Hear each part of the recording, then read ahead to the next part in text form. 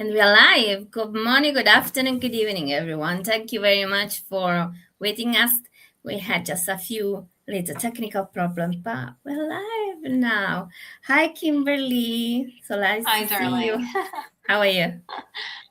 I'm good, honey. How are you? How are you? I'm okay. I'm okay. Thank you.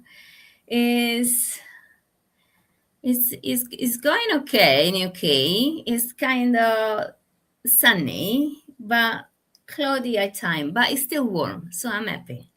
I'm happy for this Yeah, it's been weather. raining here. That's when I think I lost internet and then it came back. So that was because of the delay that caused the delay. So I apologize. I apologize for my No, late no, entrance. that's okay. We're waiting for you. Queen's a time to late entrance. It's fine. Oh my goodness. So I appreciate So, everybody's patience. Today is before starting with this topic, I would like to say that we have a very good engagement last week with our previous episode talking about AI, and probably we want to do another one very soon. But yes, the engagement was phenomenal. The viewers were phenomenal, nearly 800 views in 1 week. So it's beautiful. Thank you very much, Wow. guys, for the love you give it to us and to show us that our work is useful, our conversation are useful. Yeah, so we can raise awareness on certain topic that people talk about, but they talk about only from certain perspective and just slightly from perspective of nurses on the trench. So we are happy to raise your voice. Yeah. So what we're gonna talk Yeah. today, So we Kimberly? I talk, know that you have so something many people. prepared. Yeah, of course. Well, we just talk about so many things in private, or we talk about things, in the locker room, or, in the break room that always hush hush, and it's don't feel comfortable to share the truth and to share your truths, and so today I'll get this started. And again, I appreciate all of you that showed up, and I do apologize for the late start. And thank you, Mother Nature, and all the storms here in Florida for that delay. But now, of course, it's sunny and beautiful. So anyway, so let's get started. So as we know, you guys, every family has a code. Nobody writes it down. They don't have to. You learn it the same way you learn to walk quiet down a hallway at 3 a.m. You learn it by watching what happens to people who broke it before you did. Say less, carry more, never let them see the ledger. I wrote a book called The Healthcare Mafia with Ashley Scott because I couldn't find another name for what this actually is. You don't apply for this family, you get made into it. Somewhere around your first code, your first death, your first 16-hour shift where nobody asked if you were okay. You got initiated. Nobody handed you a contract. You just found out later you'd signed one. Once you're in, you don't get out. Not really. Even the ones who leave the floor still flinch at an alarm for the rest of their lives.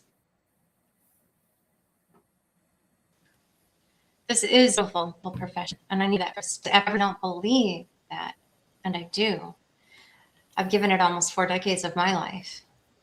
But beautiful things can still be broken. This one is. The system is broken. There's no question about that anymore.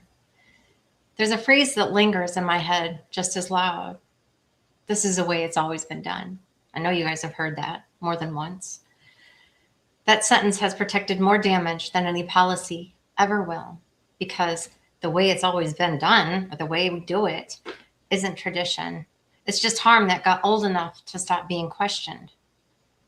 Somewhere the family started running like the ones in the movies. Loyalty over truth, silence over safety, a boss upstairs who never has to answer for what happens on the floor. Pay the man. That's the phrase that never leaves my head either, because that's what this job has become for so many of us. You pay in sleep, in your marriage, And the parts of yourself you stopped introducing to people because you didn't think they'd survive the introduction. You keep paying quietly because that's the code. Debts get paid whether you agree to the terms or not.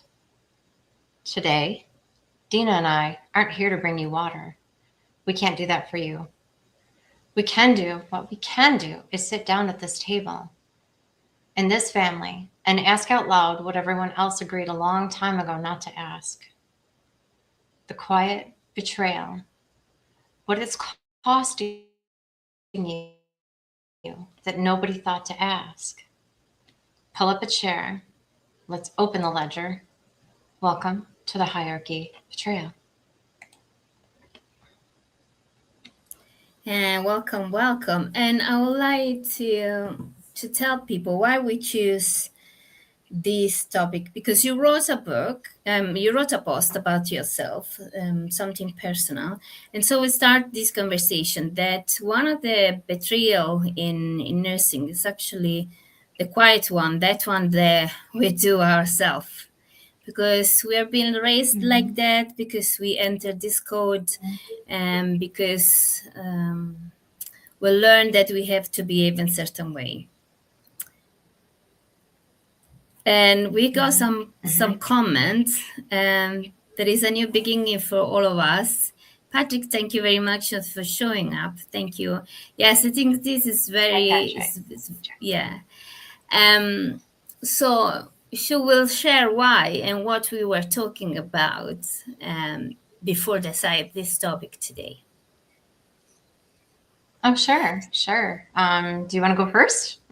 Yeah, okay. So both of us is a little bit vulnerable time now, ladies and gentlemen. So we are both in a nursing from a long time. You Kimberly, nearly 4 decades, more than 2 decades myself.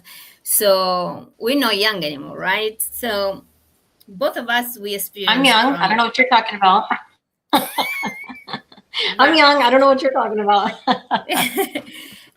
But yes, I mean, we got chronic problem, right? Chronic health problems. Yeah. So, but despite this, we keep going. We're still doing our job, working in nursing, with our roles, etc.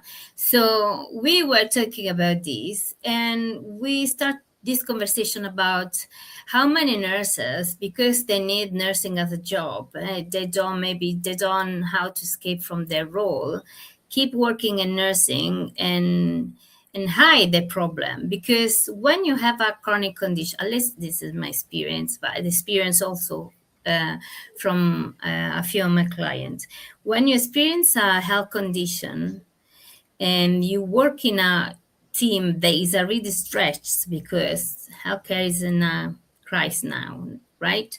So when you already work in a team that is already stretched, understaffed, overworked, yes, you know your body, you know you're in pain, you know you need some rest, etc. But we've been trained in a way that, I cannot add more work to the plate to my teammates. So what we do, we actually keep working, carry on in silence, hiding what's our problem, right?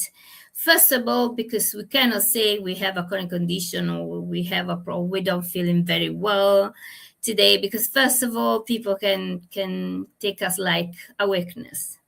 Second, because we can be labeled like as lazy nurses, or there are so many label of things for which we decide to hide our problem. And this is true for nurses who has chronic condition, or maybe for nurses who, either have some healthy problem that's happened, a cold or something like that, or tummy pain or something like that, that debilitates you a little bit for a few days, right? Or you've been intoxicated, so it's a few weeks that you don't feel great. And so instead of be open and say to your team, I don't feel very well, but I'm still showing up, still doing my work, I may need some extra, break. We don't do it. Because if we do, we've been labeled like a lazy person or those who use other people. And so, but for people with chronic condition, this is much harder because we're not able to be ourselves, we're not able to take care of ourselves. And so it's an extra layer, or more than one, added to their really stressful job. So we decided to talk about this because this is more common than what we really think, right? So where should we start on? So I have endometriosis, which is a chronic condition, and this led me to chronic pain. And I love the ICU. I've been in acute for nearly 22 years, right? But then I have to leave the acute care because I couldn't work anymore without painkillers. And it was not safe anymore for myself, for the patient, for my colleagues working medicated with high dose painkillers. And so this endometriosis led me to chronic pain. So it's a really hard to work as a nurse in this healthcare system globally. So imagine how it can be difficult to work as a nurse if you have a chronic condition of chronic pain. So you have to reinvent yourself, and you stretch yourself. You try to stay in the field that you love the most as long as possible, and no one helps you. So you have to find a way to navigate not just nursing, which is a stressful profession, but also your health condition, but also doing nursing with your health condition. So this is my experience, and I want to talk about my client experience, but this is mine. And I don't know if you want to talk about your, Kimberly. Of course, I think we all have something that we carry with us all the time. A lot of people in healthcare, because of the long hours, because of the hard floors, and no rest, no breaks, no time for proper nutrition, our health tends to take a toll, and that debt eventually comes due, whether it the obesity rates, whether it be the kidney failure, the kidney issues, because our bladders are so trained for holding our urine for 12 hours because we don't have time to go, and just the fatigue, the chronic fatigue. And after COVID, and when COVID hit, I was unfortunate to be one of the fine recipients of receiving COVID. And, I still to this day, almost 6 years later, hearing the horror stories from people and what they've experienced and what they still carry with them. But we don't talk about those things. We just continue to show up, and we push those things that have changed our lives and have changed our identity, and finding our new identity after such loss with healthcare issues. And it only takes one health event to wipe you out, soulfully, mindfully, physically. And after I got COVID, ended up with a brain tumor, brain surgery. And because of that surgery, I lost my hearing in the right ear, except for having obnoxious tinnitus that allows me no silence, no rest. And I know that people that have bad knees that just kind of keep pushing through that pain, there's no time to take off. There's no time to have the care that you need to get those things taken care of. You just keep going. Because all of us know that anytime we have to adjust for those things, that's time off work. That's expense, that's time, that's recovery, that's time again. And then trying to come back and be what you were before you left and before you had that surgery. A lot of times you're not the same person. You come back in and you've been off, say 6-8 weeks, me 2 years. You come back and it's so different. And then you feel like, wow, do I want to do this anymore? Do I still want to be here? Because, wow, this is a shit show. I mean, you look around and it's like, this is a shit show. And so many people talk about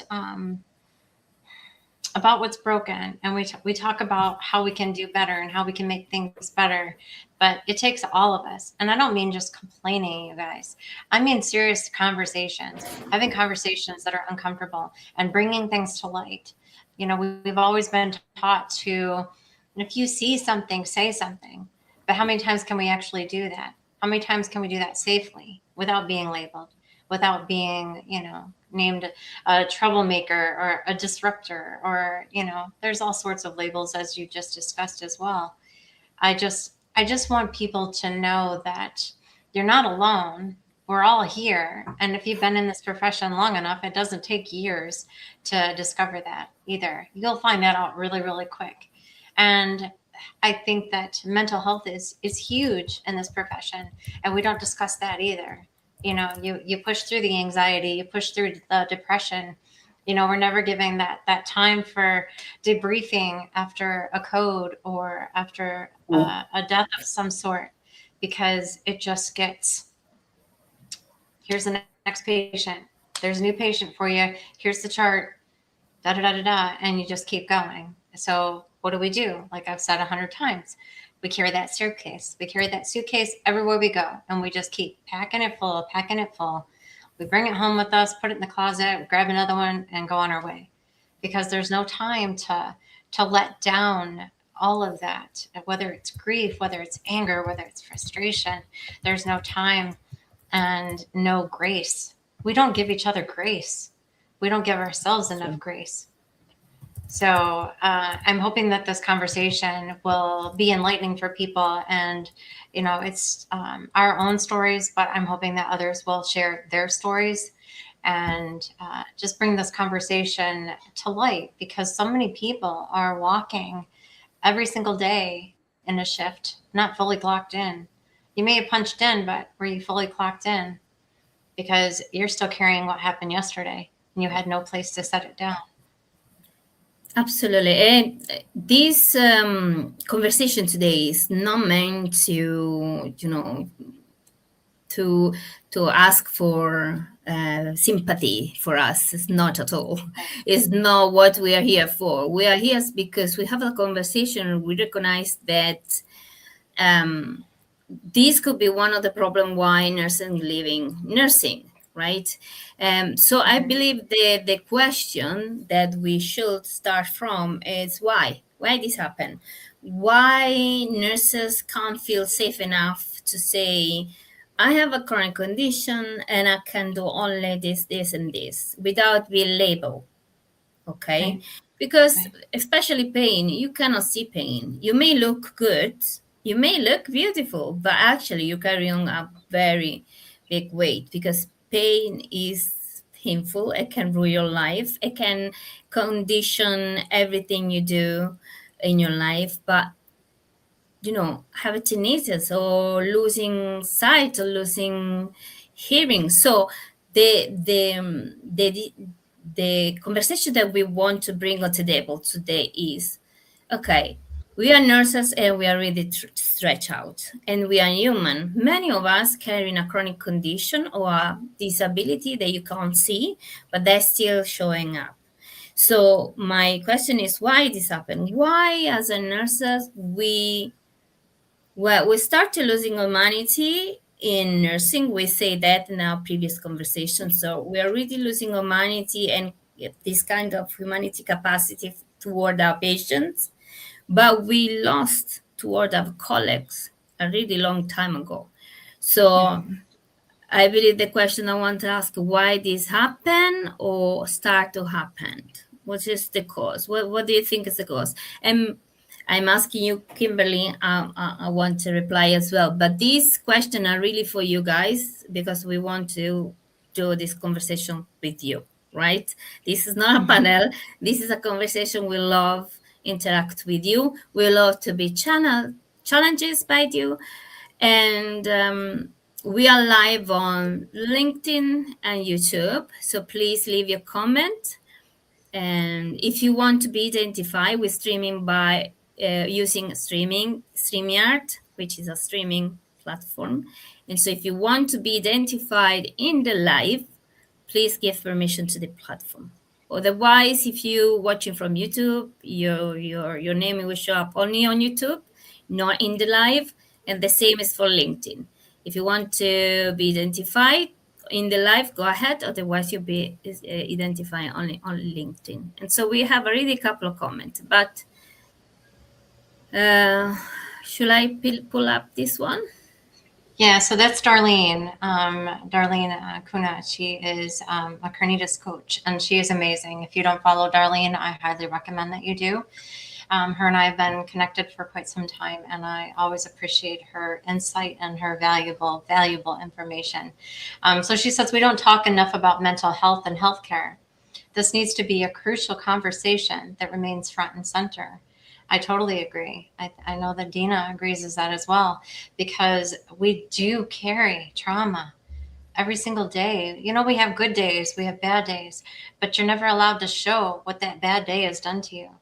You know, I was just talking to somebody this morning, and he's a nurse, and he works in ICU in Ohio, and he was telling me, it's like you can never have time for a bad day, and if you do have a bad day, you can't show it.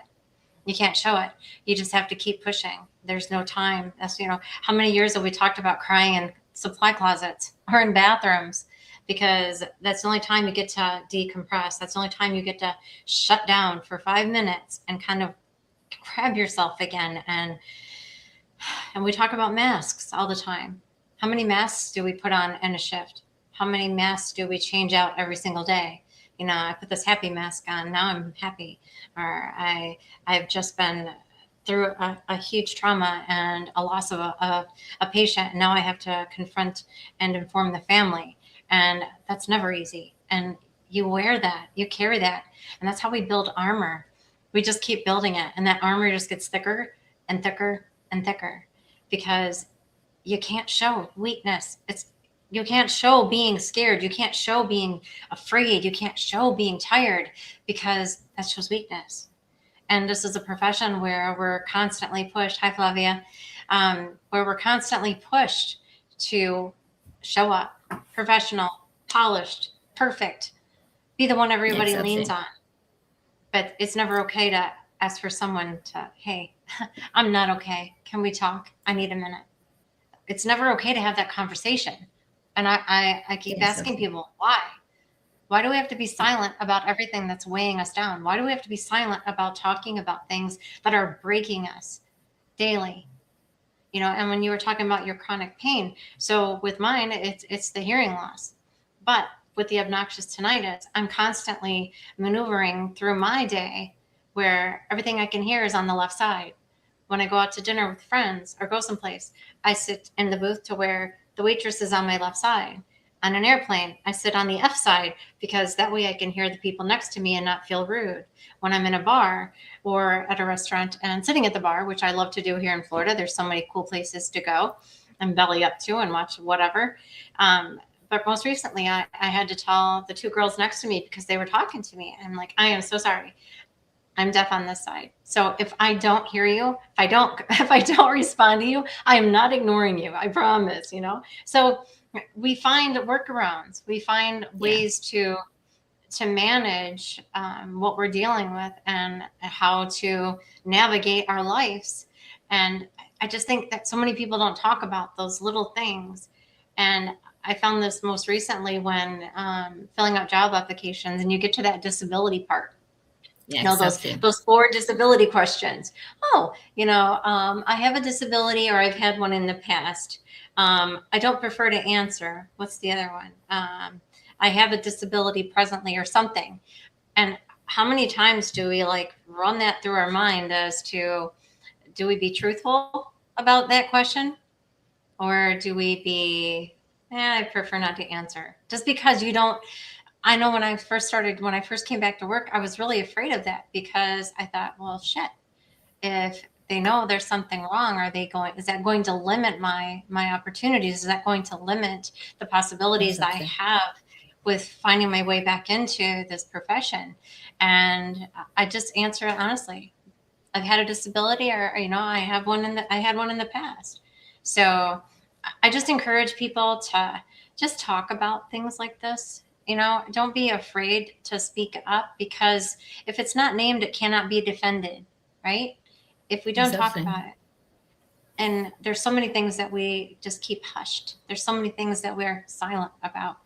And I just know that when I'm coaching and I'm doing the work that I'm doing with nurses and leadership and just people in general, just be you. Don't be afraid to be vulnerable. Don't be afraid to talk about the things that are hurting, the things that are carried and buried so deep that you feel that it's not normal to talk about them. Because how many times do we actually ask somebody, "Are you okay?" and mean it? But before go there, so we should um, talk about why this happened. Why, from your perspective, why this happened? Why we limit us? We shut down, and we go through the entire ship without that say anything to others. Why we don't ask for help? Why this Because you don't happened? want Why to be we don't seen. say, Yeah, you don't want to be seen as a burden. You don't want to be yeah, seen as, oh, well, she's not going to be able to do that because she's in pain. Oh, well, she can't do that because she won't be able to hear anything they're saying. It's that cocky and that label and that eye rolling and that assumption that you know something that you don't. And you'd rather talk shit about somebody and gossip and tell stories rather than have yeah, that conversation with that person. How can I make your day, our day working together? What is it that you need? It's like those what do we call it? Accommodations that they make for people. If you have a handicap or you have some sort of an issue, how can we set up some accommodations to make this navigate so you can navigate this better? It's done in every industry, but for whatever reason in healthcare, we don't have that outlet, that support that says, "I got you." How many times do we hear, "I got you. We'll make this work. You're an incredible nurse. I'm not going to let whatever this is that's going on with you make you feel any less of a person. You're still a human being." And anybody it, that's been in you healthcare still for you any still amount of useful. time, you've seen it. Yeah, Yeah, yeah. You've seen it. You've worked with people that have things going on with them that they don't talk about. We all carry so much that we don't talk about because we don't want to be labeled. We don't want to be seen as weak. We don't want to be gossiped about because you may have shared something with someone and it was in complete confidence, and then suddenly you're hearing it somewhere down the line. And so we don't trust. We don't yeah, trust exactly. people. We don't have that where if this I have to tell you something, but please don't tell anybody. And then next thing you know, you've heard it from somebody else, or you hear the whispers, and oh well, I guess that they didn't keep that in confidence, did they? So yeah, you want to start with what Darlene Yeah, said, or I'm flower. sorry, what Flavia said next. Yeah. Yeah. So Flavia says, when this topic comes up, the immediate reaction among colleagues is that we're understaffed. But is a lack of staff really the only reason managers have their hands tied and can't offer more support? No, it's not. It's not. I don't feel that this is. And she also says the reverse is also true. When managers do try to implement support initiatives for staff's well being, are these efforts actually welcomed and valued?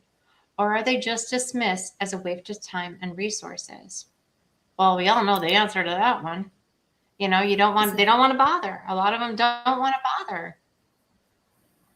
It's your Right, problem Dina? as I a mean, is nurse. that how you Yeah, it's your problem. You yeah, you're should, probably well, if you cannot work, just leave it. Find another job, another role. It's like if it's easy anyway. So, and I mhm. think this is a very good place where to start because this, again, the system is not necessarily against us, but it's made in a way that now we are in a workforce crisis. Okay, so there's not enough nurses. It's already not safe like this, right? So we don't tell to others. Yes, because we don't want to be labeled, but the root cause is because first of all, the workplace environment is not safe already. right? No. So if Yeah. I come in a shift, say my knees in flare up, okay, and I'm experience a very bad knee pain. How can I work still in ICU with that pain? I need to take painkiller, right? But still, if I take painkiller, first of all, my um, cognitive asset is reduced a little bit because the pain is distracting you quite a lot, like, and and so it's hard because pain as well is up and down. You kind of experience pain every day when you have a chronic condition, but you got a flare up. When you have a flare up, it's hard to manage even simple things. And it's hard when a patient come to you and say, I'm in pain, I want something, give me something. You are there, say, would like to say, I'm in pain too, I'm in pain I too. know. It's not, yeah, this is not possible. So but Yeah. yes, I think that talking about the fact that we live in a workforce crisis is the first place where to start. So we tend not to show up because we love our job, because we need our job, because we have to pay the bills, because changing job is difficult. So we need to work, right? And we are in Right. this position, and we have to, and I have to carry on despite my pain.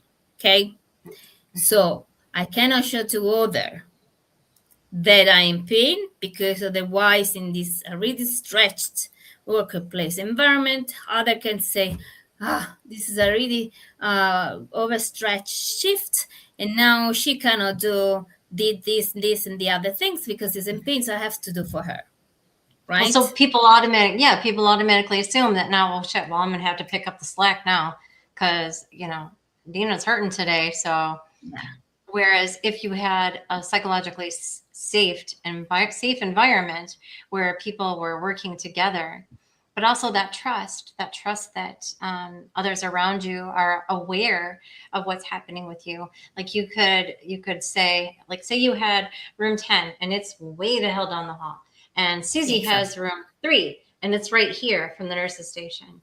if exactly. I could, if you could go to her safely and say, "Hey, my knee is really bothering me today. Is there any way we can swap Sweet, yeah, assignments? exactly. And you take that one down there, and I'll take this one here, just to help me out."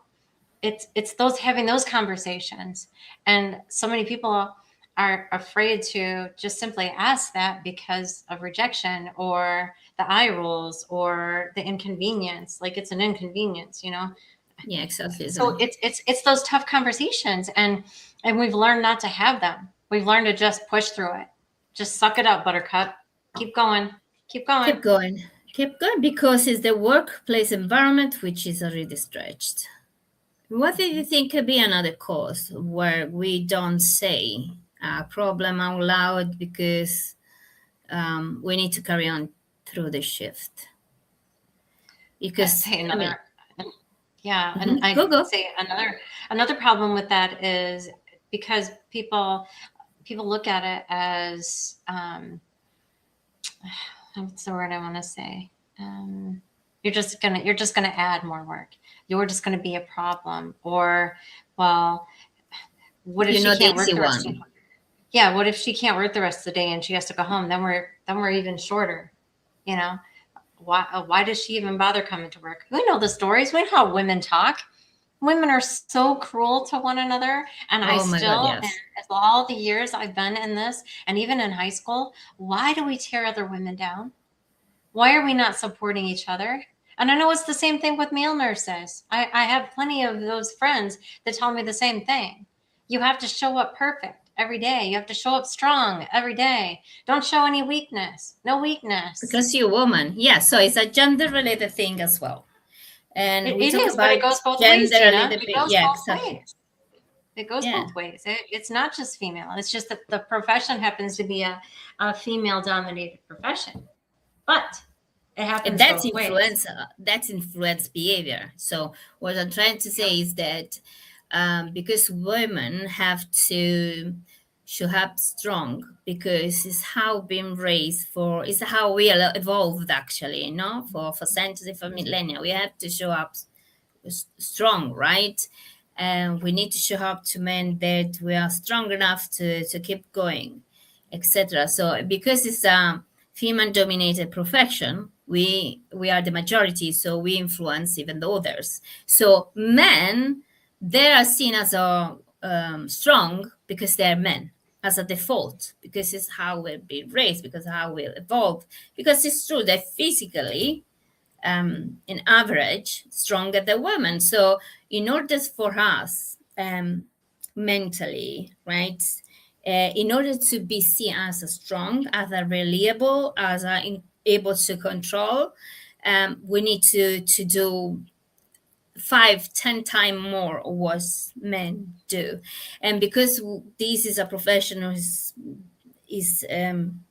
female dominated, we this behavior influence even the others, right? So the men have to carry on this mental shit as well.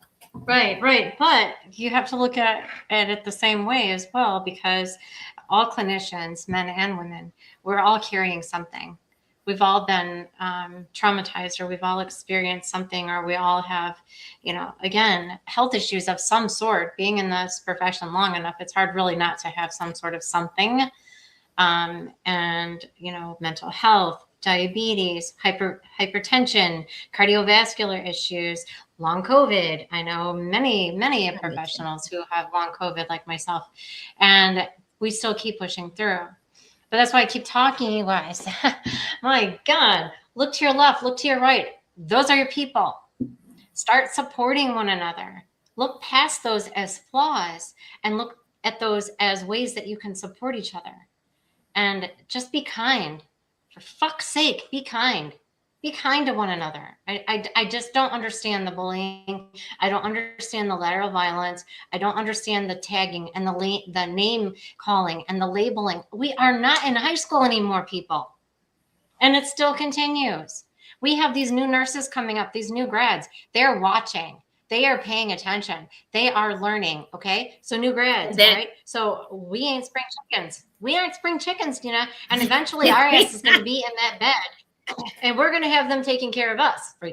Right. So yeah, absolutely. Don't we want to bring up a whole new generation of nurses that are caring, that don't feel like they have to wear masks, that don't feel like they have to wear armor all the time? Isn't that why we're here?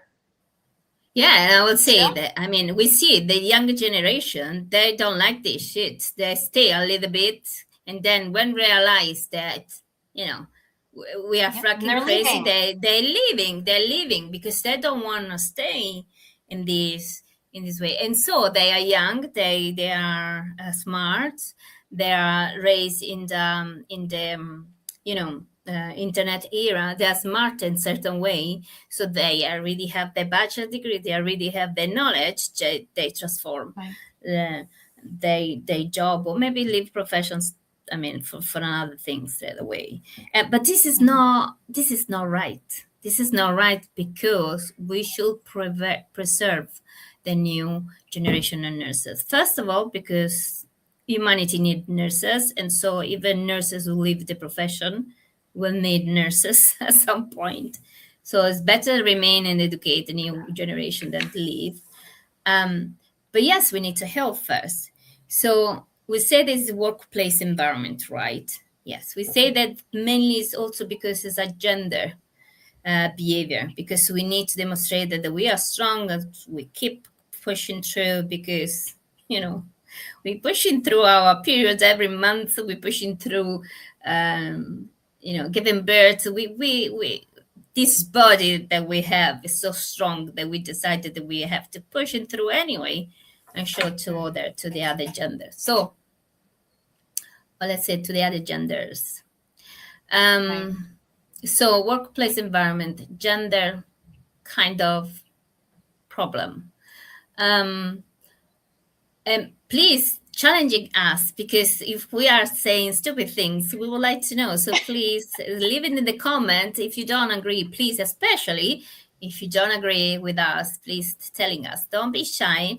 I understand, and we'll notice this actually with today is episode 22, right? 22nd episode. And we saw, guys, how you behave in certain particular topics. You stay more quiet because you're scared, especially if you're watching from LinkedIn, right? And we understand. So we don't want that you publicly say your things. But my question, I believe, for you is, so if you don't want to share your personal story or your personal problem, my question for you is, have you never noticed in your team that you have a nurse, two, three, who have a physical problem or mental health problem or chronic condition problem that didn't receive any help at all? So I want to understand that this conversation that we're having today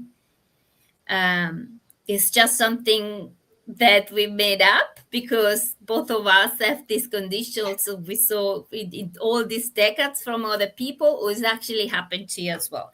I would like to say, become more sensible or sensitive. I go always confused because Italian we have a different word for this. I mean, so I want to raise your awareness about this topic. So let us know if you don't want to expose too much of yourself, but let us know in all your career, let's say that, not in your workplace environment, not about you, but in your entire career. And have you ever noticed that one nurse, two nurse, three nurse went through a shift despite their problem? Could be physical, could be mental, right? So let us know because we want to talk about this. So share your experience with us without compromise yourself. So we know that this is a very sensitive topic we discussed today, but please still, even, as an ideal topic, what you're thinking about. We got Exactly. another. We're Sorry, gonna have that call. I have to use my phone to comment and look at what people said. So I apologize. I was looking away, but I was listening to you. So Joseph, hey Joseph, him and I are actually talking about doing a podcast together. He's a counselor, and Oh, we've hello. been tossing around some ideas and whatnot. I think it'd be brilliant. But anyway, hi Joseph, thank you. He says, thank you for naming the universal problem. A pain, really, lots of pains. Thank you for naming it is recurring. Thank you for naming we need to do different. I wonder what we can do different. I say what we can do different is support one another and stop bullying and stop playing these name games and these um, the eye rolling and the gossiping and the just being cruel. So many people are just cruel anymore. And some people are going through a bad divorce and they're trying now to navigate childcare, or they're trying to now navigate being alone. And that in itself is a huge struggle. If you've been in a marriage for years and years and you have kids and now all of a sudden you're by yourself, you're trying to now find yourself. You're trying to figure out this whole new identity. So at home, you're one person and you're showing up to work as the person that you were before that happened. And we don't tend to look at that. And those struggles, again, that people have that nobody talks about. And I just feel that I'm not saying air your dirty laundry or air everything to people, but find your people, find your tribe, find that one person that you can confide in and have that conversation so you're not carrying it by yourself. I think so many are carrying it alone and they just feel that they have to, because who else is going to understand? If I tell somebody, are they going to go tell everybody else? Or can I trust this person? And what happens once I say this out loud? Are they going to think less of me? Are they going to judge me? And I think so many people are so afraid of being judged rather than just being human. And Joseph had also said, be kind. Exactly. And Ashok says, everyone needs to be appreciated. Absolutely. We all need to know that we have worth. We have value. You are appreciated. When's the last time you said thank you to somebody for doing something for you? Hey, can you just give me 5 minutes? I just have to pee. Can you just give me 5 minutes and go to your thing and come back and show gratitude? Show gratitude for that. But again, show each other grace.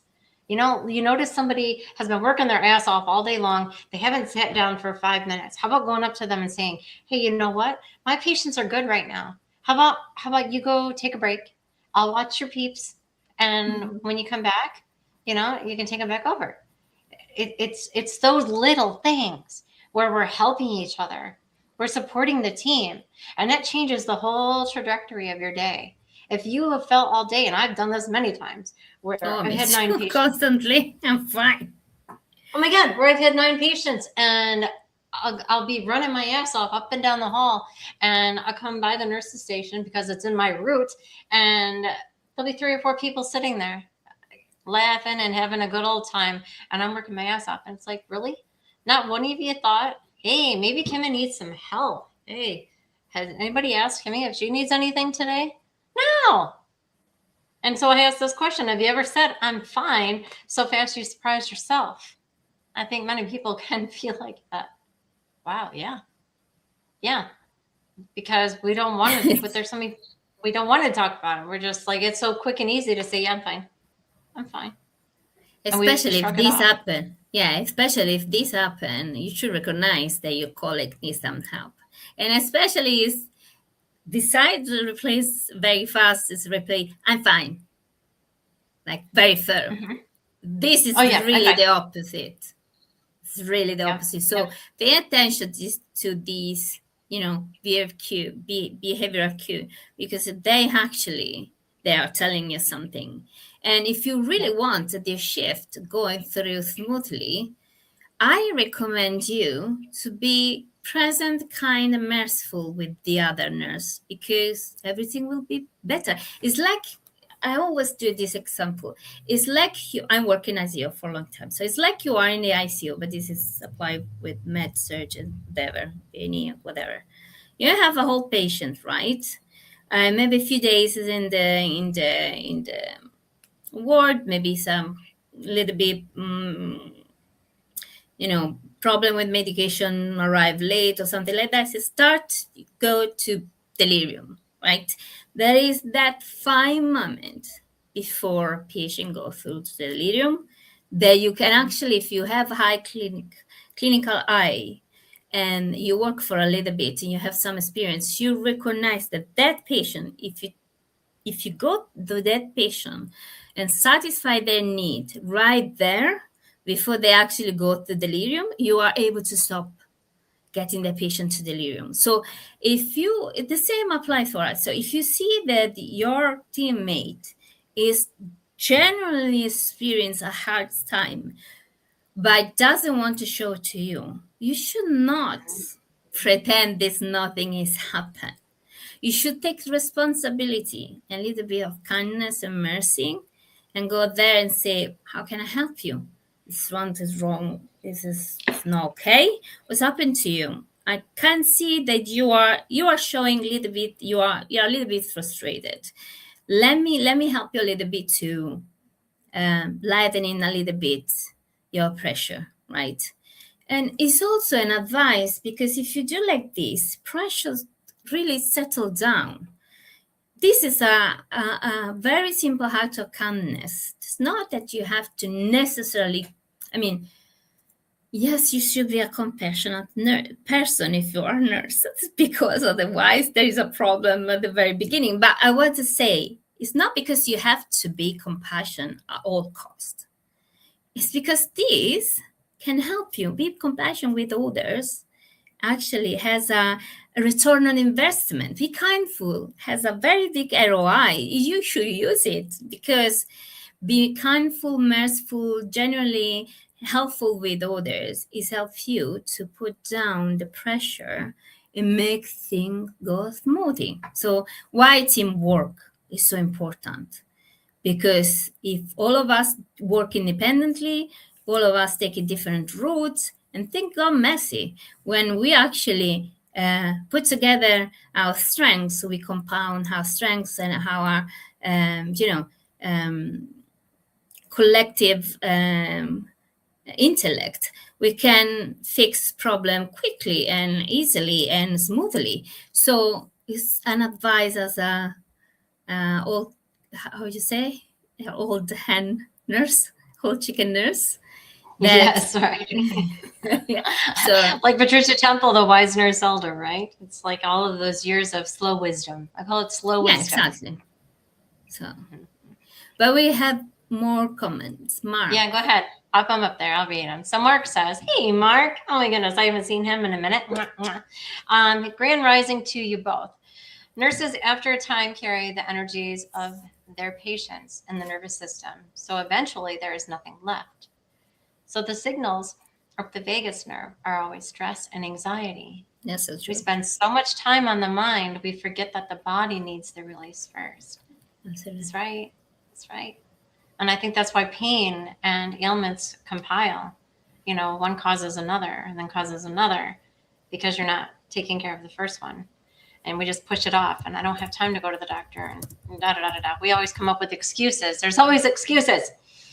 And let's see. So Joseph says, how can we be sensible and sensitive? Well, that's just being a human being, first off. Just think, you know, say you're the person, and okay, so you kind of think through how you're going to say this or how you're going to share this. Okay, so again, it's finding that one person that you can confide in. It's finding that person that you trust with everything, that you know is going to have your back no matter what.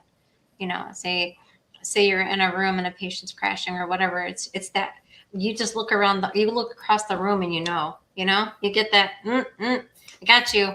You know, they just know. And I think it's the same way here. But we do have to be sensitive to what people are going through. And we have to be sensitive to the vulnerability that they're sharing. And also be very, very careful with what they're sharing. Because sometimes, especially with mental health, and this has come up a lot recently, Yeah, exactly. people are sharing things and you get that feeling. Something I'm concerned. I'm really concerned, and it's having that tough conversation with that person, and it's tough. It's really tough to how do you tread that lightly? How do you make them feel supported, not judged, not like you're trying to fix them, just that you're listening. And I think You listening heard. is the biggest Yeah. thing, right? Listening is the biggest thing, and staying present and saying, I'm here. I'm listening. Let's talk. Let's talk. And Joseph, I'm a career coach, and Flavia is here present to the conversation, so she can tell you if I say the truth or not, because we experimented. So I'm a career coach and use a lot emotional intelligence and cultural intelligence. And it's not even a very new age things, because it's here around 20, 30 years now, emotional intelligence. It's maybe not known yet, but I really want to at least this is my commitment. I want to educate as much as possible. Uh, Nurses, because emotional intelligence and cultural intelligence are very powerful tools, and they can really save us, save the day, save the shift, because really they are powerful. And now you don't get to emotional intelligence knowledge of, you read, you gain your knowledge as emotional and cultural intelligence. You really need to practice. So you have to study it, but you have to practice every day to actually start to see results. And the more you practice emotional intelligence and cultural intelligence, the more your life at work, at home, with your life in general, has got better. But your life, you work even better with your team. And emotional intelligence, cultural intelligence really, really help team dynamic. And this is another thing that I'm working on as a career coach. So we can be sensible and sensitive at the same time by using emotional intelligence. Unfortunately, these are not taught in school. They are not taught at the university. They teach nurses, students about clinical stuff, practical stuff. And they just, may give just a quick overview of what is, I don't know, emotional intelligence or cultural intelligence. But they think that, nurses go and can build themselves without anyone who trigger or give any little information about that. And this is wrong because we work with emotion. Our work is not just intellectual or physical. It's very much built on emotion. We work with patients' emotion. We work with our emotion, with colleagues' emotion. And so really learn what emotional intelligence and cultural intelligence are, because this is what we are living now is a multicultural, multi-generational healthcare. So it's important that we learn emotion, but we learn also culture, not culture from abroad or from different. Dina, Um, you froze. can you hear me? Yeah, and so we're having technical issues again today. Dina, you Yeah, froze for a sorry. minute. Okay. That's okay. That's So okay. No, your point is brilliant. Keep going. So yes, cultural intelligence among ages group, because my culture as a 47 years old nurse working in healthcare from more than 2 decades is different, or maybe more similar to you, Kimberly, that could be with a young nurse, 24, 25 years, who entered the job market, the healthcare system. We have different way of see the world and life, and also from different parts of the world as well. So yeah, I think we can cultivate be sensible and sensitive by cultivating emotional cultural intelligence. Here we go. So, yeah. So, Flavia also says, oh, yes, I've noticed that.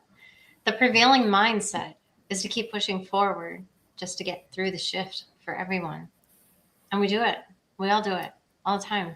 And how many times do we go home after, say, the first of 3 days and be like, oh god, 2 more days. I can do anything for 2 more days. Just 2 more days.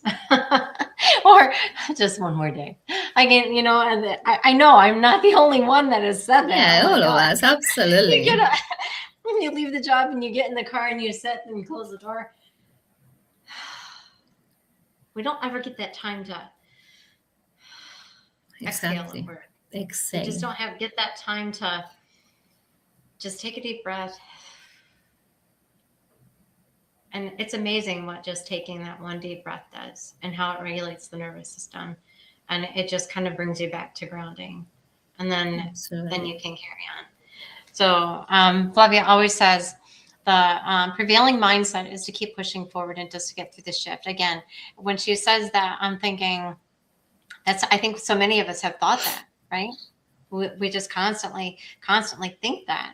And she says, but I'm honest with you, in my work environment I can see the effort to change this culture from some of the senior nurses and managers, and I've seen some things changing despite we feel really stretched along the shifts. Everybody is stretched. And Dina, I've talked about this pyramid so many times before. We're on the ground running, we're the foundation, and then you Exactly. have leadership, that stack of leadership, and the managers, they're pushed, you guys, too. They're struggling just like we are, and we have to give them grace as well. We have to give leadership grace too, because they're trying to meet metrics and they're trying to meet numbers and they're trying to keep the peace and trying to keep people happy. But you do have those in leadership and those managers that have been they started on the floor. They know what it's like. They know what you're going through. And they're not intentionally causing struggle or causing conflict. They're just trying to get through the day just like you are. So that's where I come back to just give each other grace, respect one another, be kind, and have the tough conversations and get comfortable with having the conversations. Because your tribe, your village, they're right next to you. They're right in front of you. And I've always said, this business is about people. The people are the business. We are there to take care of people. But don't forget that we also need to be cared for as well, because we cannot show up fully ourselves if we're already checked out, if we have not checked back in from the day before. So just give each other grace, be kind, be sensitive to one another, and Just again, this is your village. How many work wives and work husbands do we have? You know what I mean? That's your Exactly. family. It is your family. Mark also says this is why you get the people being unkind. It allows a release from the body. Yeah, but if you're going to be a bitch or you're going to be mean to somebody, take that elsewhere. Go talk to yourself in the mirror. You can be a bitch to yourself. Don't be a bitch to your people. That's just not right. I get that people have to set it down somewhere, but it doesn't mean project it onto other people. And if you are, you better check yourself. You better check yourself real quick, like, because I'm hoping that when we call those people out, it doesn't have to be publicly, it could be personally. Like, hey, do you realize how you just talked to that person? Do you realize how you made that person feel? Yeah, well, Sometimes they may not sometimes realize they don't yeah, realize sometimes exactly, yeah, because they yeah, they take so much burden and noises and frustration that they just release. mhm. So I, Yeah, it just comes out, and then they, don't they haven't given it time to think about what they were going to say. It just came out, and by that time, that feeling has already been left to the other person that you said that to, or you projected that on. So I know it's not always easy to control our emotions, and again, that comes down to emotional intelligence and having an environment that's psychologically safe that you can have these conversations. But just always think before you speak. And if you don't have anything nice to say, don't say anything at all. I'd rather have you zoom, boop, don't say nothing. And if you need to go in the bathroom and you need to scream or you need to punch something, whatever, do it somewhere else. But wash I your get it. face. I get it. We all have to put it down somewhere. We have to let it out, but just do it cautiously. Be kind. Joseph also says sometimes asking for help simply needs to replace "I'm fine." And yes, Dina, there is a discernment involved in that sometimes. Yeah, I agree. I agree. Dina's pretty freaking wise, ain't she? I love her. No, I I'm love just a her. nerd reading a lot. You are not just a nurse. Stop it. Stop No, it. a nurse nerd, Founders. a nerd Really reading gonna a do lot. stop. Stop. You are neither. Joseph also says, yes, say the words. Do or stop doing the actions that communicate needs and what is truly desired. Actualize, act it out. Yeah, again, it's having those uncomfortable conversations. Yeah, Hi, what we are Audrey. I here always for. love it when Audrey shows up. She says emotional intelligence for nurses is foundational. It helps us with boundaries, with patients and colleagues, because we have to know where we begin and end, so there isn't bleeding of role and selves. Absolutely, That's that's so brilliant. Oh my true. God, I'm gonna quote that. I'm gonna write that down. I'm gonna have to take a Very screenshot good, of very good. that. Awesome. Absolutely. Thanks, Audrey. I appreciate her. Appreciate her. And Yes, she's because someone else. If you don't know and are not following or connected to, you need to get connected to Audrey. She's amazing. Um, Go on, baby. What's the next one? So Phil, hi Phil, good morning. He says, great topic and ideas to help, but remember that it crosses the whole team of health professionals from residents, physicians, physical and occupational therapists, respiratory therapists, etc. AI, just to name some that are at risk for the issue. Solutions are not there and need to be pursued. absolutely. 100%. Yeah. 100%. That's what we talk about. There's no support. There's no foundation, and nobody is caring for the people in the trenches and everything that we carry on a daily basis. And if we're not supporting one another, which we see over and over again, we're not, we need to change that. Because if that support is not coming from leadership, you guys, then it's up to us. Because what we're not Exactly. changing, we're choosing. We are choosing that behavior. We are choosing to tolerate that. We are choosing to make what is not right normal. And we just tend to look past it because, again, like I said earlier, it's just always been this way. Well, it's time to change that. It's time to change that mindset that this is how it's always been, like it's not Yeah, going to exactly. change, because we all have the power to change that. We do. And yeah, especially because this is a fact of number. We nurses are represent country by country with different percentage, but it's always between 50 to 70% of the healthcare workforce. So if we are able to learn to behave in this way, we then can influence other professional behaviors. And also, if we are able to learn how to behave in this way, putting aside our need of validation because we see all the professions that are above us or below us. It's just bullshit. We are Yeah. all in the same thing. We have all to work on ourselves and our others. And what I had Audrey say as well, emotional intelligence is so important. Is help you put boundaries, because with emotional intelligence you learn to manage your emotion, but you also learn how to read other people's emotion, and in some way, with compassion especially and understanding, you are able to influence other people's emotion. Because if someone is frustrated and come to you, let's say, I don't know, one of these respiratory therapists come to you in ICU, frustrated, why you didn't blah blah blah blah, because he's in stress or she is in stress and he's under pressure, whatever, and he's come to you in this way. If you react in the same way, you escalate, and that thing get messy. But if you, with compassion and understanding, are able to de-escalate, to speak through the problem, the other person, first of all, feel, see, and heard, and finally someone listened to me today, and also is able to learn how you just react, and is also able to learn how you behave in certain circumstances. So it start to and also we have mirror neurons. They are so good in actually escalate or de-escalate things. So yes, that is true. It's all people responsibility, but it's a factor and number. We are nurses, we represent the majority of the workforce. So if we're able to learn this shit, we can actually help other learners too. So since you just said that, Dina, I want to role play with you for a second. Okay. So I like it. So yeah, I like role play. So let's say I've just had a really bad experience. I had a run-in, taking care of a patient. I've had this patient for 2 or 3 days, so I'm very aware of their needs. I've met their family. I have a really good relationship and a rapport with this family, okay, and with the patient. And we always talk about continuity of care. Yeah. So let's say that you come in one day and you're expecting to have the same patient load that you had the previous 3 days. You picked up today, it's extra. So you expect that you'll have the same patient load. Well, you come in and now you have a different assignment. Okay.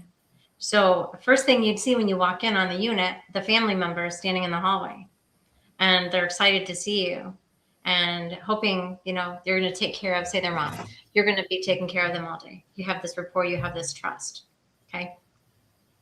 So you go to, say, the charge nurse that's made your assignment, and they have their reasons for not giving you that same assignment. Say that they have something against you. They have some sort of a bias against you. So in their mind, they're just going to do this just to be mean, or just to throw away around their weight a little bit. Okay, they have the power to make this decision. This is how this is going to be. No ifs, ands, or buts. We're just doing this. So you being that nurse, how do you have that conversation with that manager? Where do you start?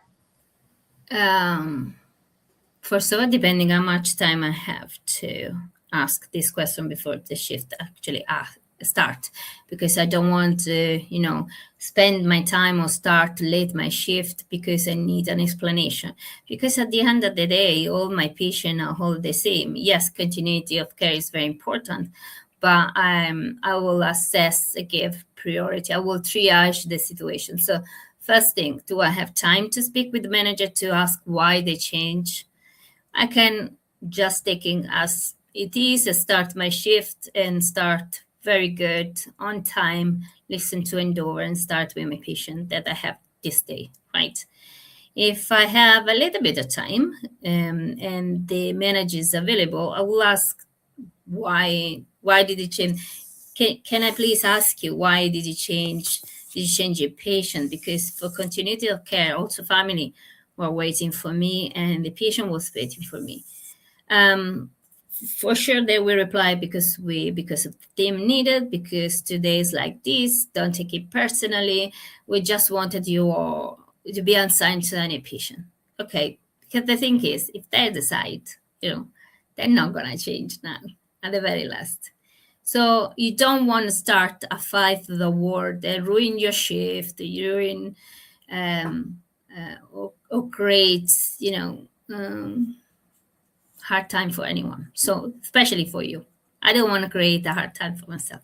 But if I have time, I will say to them, ask why, and then for sure they reply because the team, because this and that. Okay, I will give them my availability. Say, okay, I understand because we, deploy skills. Say you may need my skills here today with these other patients. Absolutely. So I will dedicate my shift to the patient that you assigned to me. But be aware that if you have any question about this patient, if you have any doubt, or do you want to recall something happened in the past days, I'm available to give some help. Say that I have to finish my work here anyway. So I want to start a fight. I will de-escalate. I will start de-escalating. But I will start with triaging the situation. See, I have time for the conversation or not. I may apologize. I may want to do this conversation after the shift and understand the real reason why they changed me, they assigned me to someone else. So my advice will be, don't do the conversation straight away, especially if you don't have time, because if they are decided, they have decided. Okay. And you have to show up professionalism. You can offer your help if something needed because you know very well the patient and because continuity of care is important. And maybe showing your professionalism, they can change mind that at least this is happening. Okay, they can change your patient during the shift. Okay. I don't know if this happened in USA, but this happened here.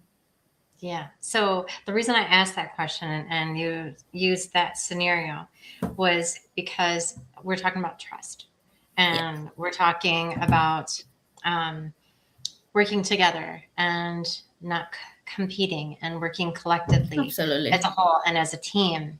So you can have that conversation with the charge nurse manager, whoever made that assignment for the day, but you can also have that conversation with the nurse that now has that patient. Now you can go to that nurse and say, hey, I noticed that, say, Susie, she gave you the patient that I've had for the last 3 days. Would you be okay with switching? I've had them for the last day, and I would really like to take care of them again today. And that you've had that conversation. You've now had a conversation because you have trust one another. You support one another. And that's an easy conversation to have. But if you don't have that type of environment, if you have an environment where it's one for all and all for one, and there's no team, you don't feel safe to have that conversation. You just let it go. You're like, okay. Yeah, exactly. Then you find yourself apologizing to the family because you have no control over the assignment. You have no control over the assignment. Yeah, exactly. So I don't have your mom as a patient today, but I am here. So if you guys have a question and there's something that I can do to help facilitate the nurse that's taking care of you today, because we are a team, just let me know. Just let me know. But that's where you have those conversations. That's what I'm saying. Yeah, absolutely. But depending of the nurse who has in front of you, if she's ready to take this offering, because sometimes it look like that you want to be the teacher to others just because you've been with the patient a long time. So it's really dependent of the environment here, because let's say even before this happened, is something that is broken. Otherwise, the managers will not assign something to you just to trick you or to do something mean to you. So say the talking about this situation without context is just, to my point of view, it's just triaging. the circumstances, triaging, assessing the shift.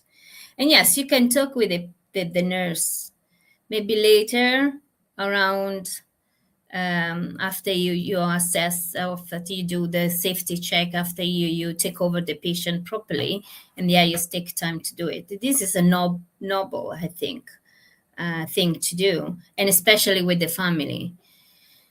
But depending always which nurse you had in front of you at the time. The problem is the workplace environment is not safe.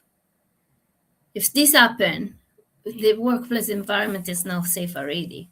So there's something wrong. And that's what I was getting at. Yeah. if you don't have that emotional intelligence, if you don't have that environment of psychological safety, if you don't have that culture of team building and supporting one another, either one of those conversations isn't going to happen that day. Yeah, exactly. Yeah. That's what I'm getting at, is you're not going to feel safe enough to speak up and have that conversation with either one of those people. The only person that you're going to feel safe enough to talk to is the patient and the family. You're going to be like, Yeah. I came in today, they changed my assignment, they need me with another patient. So I do apologize, but I am on shift today, and I will check in on Mom. I will check in on you guys, see how you're doing.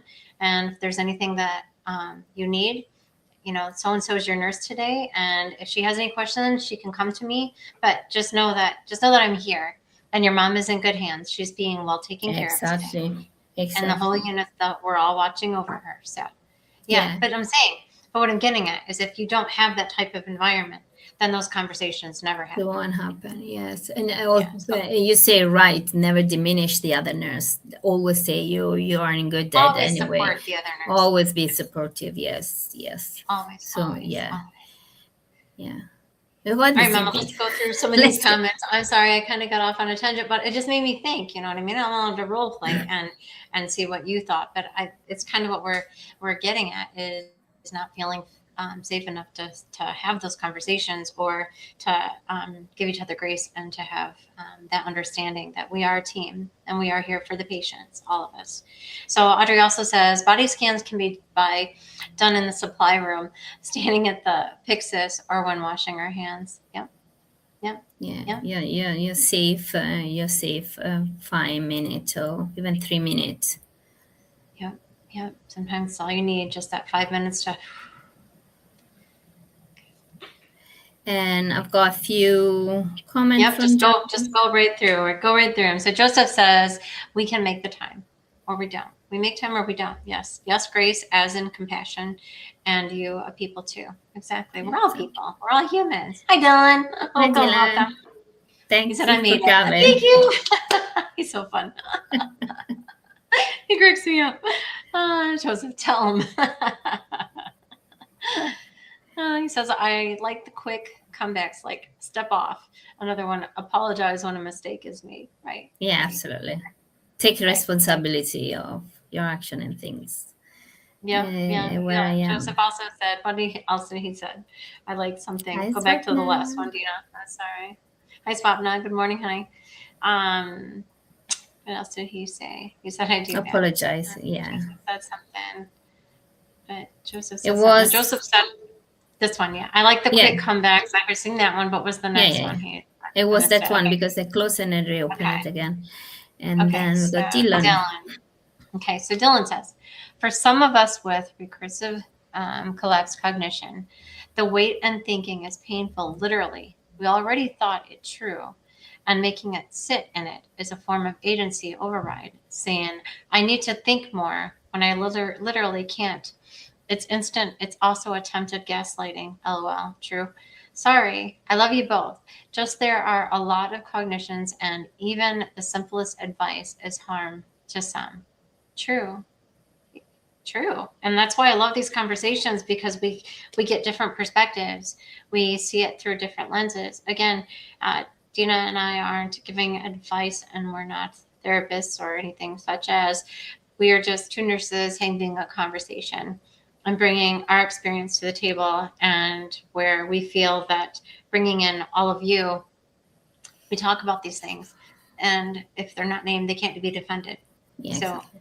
that's why we come to these conversations. So Dylan, I always appreciate you, and I appreciate the lens that you bring, because you're bringing something completely different than what Dina and I see, and that's why we do this. Learn how to be different to get understood is wild logic to me. Yeah. And it's okay to be different. Oh my God, I don't want everybody to be the same. Be yourself unapologetically. Always. Always.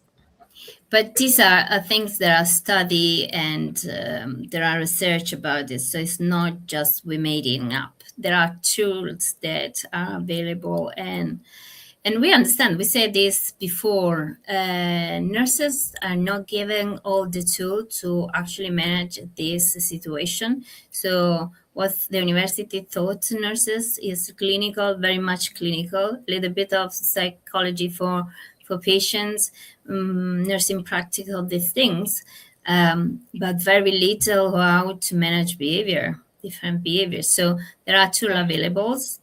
And also, we know that there are environments that are very, very, very toxic, and there's a lot of work to be done there. So it's hard. It's really depending on the circumstances. It's really depending of the person, the situation. But there are tools, but depending of the situation, it takes long time or less time. So we know it's not easy, but No, could be nice. possible.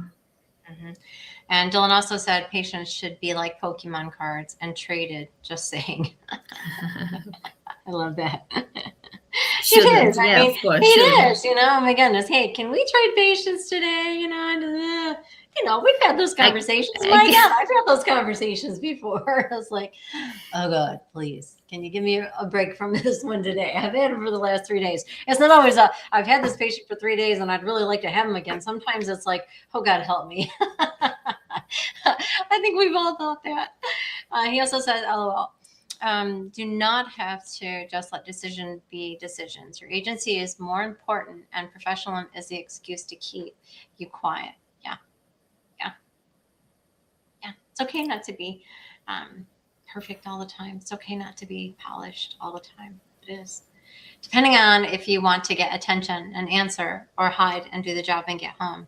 Some people just are like, you know what? I'm just coming to work. I'm doing my job. I'm going home. I'm not dealing with any of the drama. I'm not dealing with any of the bullshit. I'm here to do a job and I'm going home.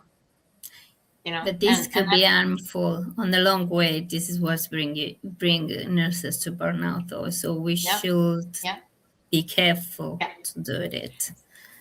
So Audrey also says, I love the suggestion of building a bridge and having a warm handoff with the nurse colleague. Absolutely. I love that. I love that when you have that conversation. And it's not as hard as some people think. It really, really isn't. Dylan also says, our fear keeps the world ugly. Yeah, fear runs the world. I mean, isn't there a song even? I think there's a few songs that fear runs the world. And I think so much with the golden handcuffs, that has so much to do with why we do the things we do and why we don't speak up and why we don't talk about things. Because of fear. Because of fear, yeah, losing our job and there's no other jobs, or you're secretly writing your resignation. Your resignation and trying to find a new job, but it's scary. All of that's so very scary. So it's like, do you stay or do you go? Do you just suck it up? Try to get through the day. I only got 20 years left. Then let's see. So, how much we think changing patients affects the press gain or the scores. Ren Brain's new book, Strong Ground, is very relevant for changing healthcare and reducing trauma. I'll have to save that one, Dina, and check out that book. We're going to check out, yes. Mm-hmm. And I'm not such a fan of the press gaining scores. I really am not. I think so many times, like when you get, for instance, you get reviews back, or you see the patient reviews, and they go through and give the numbers for satisfaction scores and whatnot. We have a different system here, but yes, I know in USA use this. Yeah. So you could have given them the best care ever. I had a wonderful experience. They talked so highly of you. They thanked you. It was a great time. But what they remember cold meal. My food was cold. The food here sucked, or the air conditioning wasn't working, or my remote was broke. I see it all the time, especially on Facebook with patients talking and people talking. And it's like, Yeah, okay, those because are, you're those are, yeah, those are, what do you want to say? Things that are beyond our control. You know, you can try and get those things fixed, and you can try and navigate that as best you can. But really, how was your care? I want to know how your care was. I know that those scores, affect dietary and how they function. It affects the whole system, and how things and how systems can run better, how departments can run better. I get that, and I know that they rely solely on that. But I think a lot of times in reading those, that's what I see over and over again. The food was cold, or the TV remote was broke, or you know, I couldn't have somebody stay in my room with me. Just little things like that. That But because the brain is made to make us safe, right? So to avoid negative things. So this is why we tend to remember more the negative things than the positive one. Because when we have in a situation that is positive, this means that we are safe. So yes, we remember things, but our brain for survival um, things have to remember the negative stuff, so we then will be able to avoid the negative stuff. So this is why, generally speaking, even if the experience was good, they're going to remember the negative things.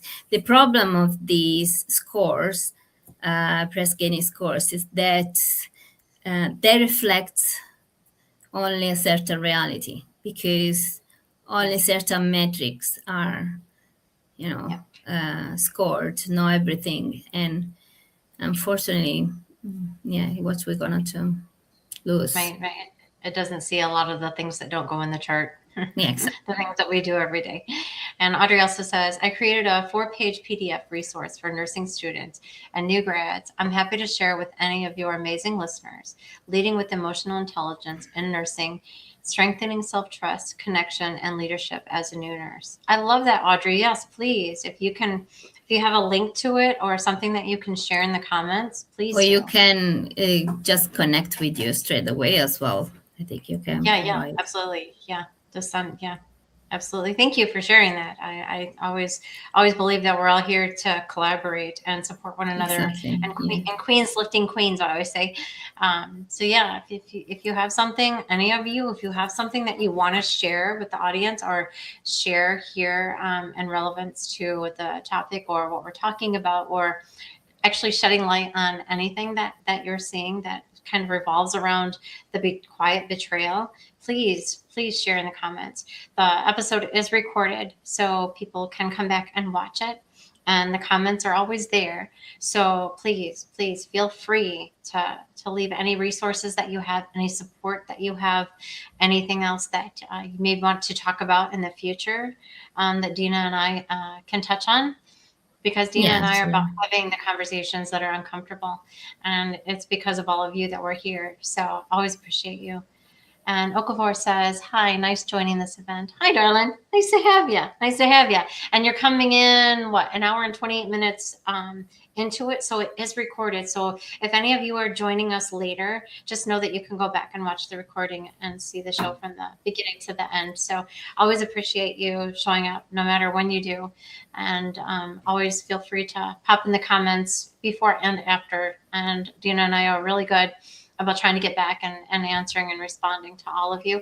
And I will say, the last time we had a podcast, the last Sunday when we had a podcast, and I went back because there was 284 comments or oh something. yes, Crazy. you have to say that. You go. Oh Check that. my God. So I went and I went through all of the comments, right? So I always tell people we will address your concerns and go back and answer your questions and whatnot. Well, I'm busy just doing that and catching up with everybody.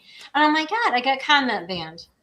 LinkedIn shut it down. It's like, nah, not today, Kim. Not today. You've talked enough. We're shutting you off.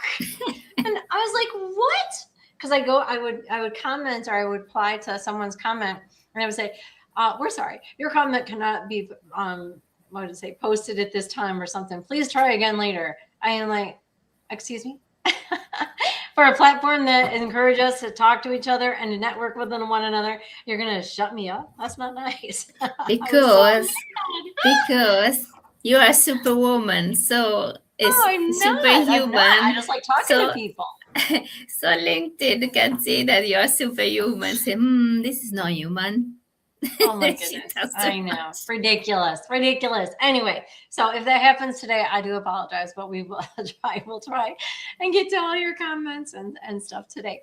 Yeah, but I would So like to well, before we go ahead, that just because we talk about this, I yeah, would yeah. like to remember you that we're streaming platform from LinkedIn and YouTube. So if you're watching from LinkedIn, like, share, comment. It's beautiful. If you're watching from YouTube, please like, share, comment. Tell us what you think about, because we are going to reply to you on LinkedIn and on YouTube. But also, if you're watching from YouTube, please like and subscribe to Nurses Move channel. And I would like to also remind you that please join us, our community, Nurses Move Career Coaching. The link is in the comment or in the description. And yes, what was I've done to the studio? So yes, I wanted to remind this one that we are from streaming LinkedIn and YouTube, so you can watch the recording is live there. Fabulous. Yes, Fabulous. Fabulous. we're going to the other comment. So Glenda. So Glenda says, hi, Glenda, thank you for joining. Says, what are the signs that nurses are quietly sacrificing too much? And how can leaders create a culture where speaking up is safe? For what I can say, just from speaking, that person that used to be a real go-getter, that person that used to happy, that person that, was always present, suddenly isn't. And you find that they're not as chatty, or they're not talking to people like they did. They're not joining in the lunchroom. Just things. Just be observant. I think those are the people where you're like, yeah, I've just noticed. And just saying that, I've just noticed that you haven't really said much today. Is everything okay? It's having that awareness, and just making someone feel seen.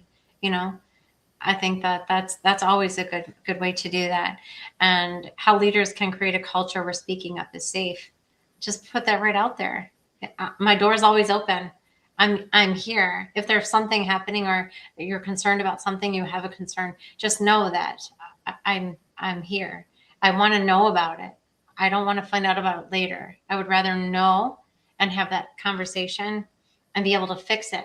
Because if you don't bring it to my attention and I don't know about it, and you're just whispering about it behind the scenes, I can't change anything. I can't fix anything. So that's where you have to have that open conversation and be able to talk about it, for sure. For sure. So first of all, I will say, ask a question. Ask, how are you, to Yeah, all yeah. your people. And also, the Do a problem check-in. is, yeah, the check-in. And also the problem is, people get used to the fact the managers sometimes take the vulnerability of people, the problem of the people, and use against them. So first of all, be trustful and be interested to the people. Show them they can trust you. But you don't wait that they just realize themselves. You show to them. And if I can suggest, this book, Coach for Performance, which actually is a book for transformational coaching, from Sir John Whitmore. In this book particular, this work with leaders especially. And in this book, they say, for the first 100 days of your role, when you enter in the role as a manager, you should use the initial 100 days to speak with your people, get to know personally, create the relationship straight away. Don't let the fear take over. So, a suggestion, if I can say, yes, as Kimberly say, my door is always open. If you have everything, come to me. Absolutely, go ask a question.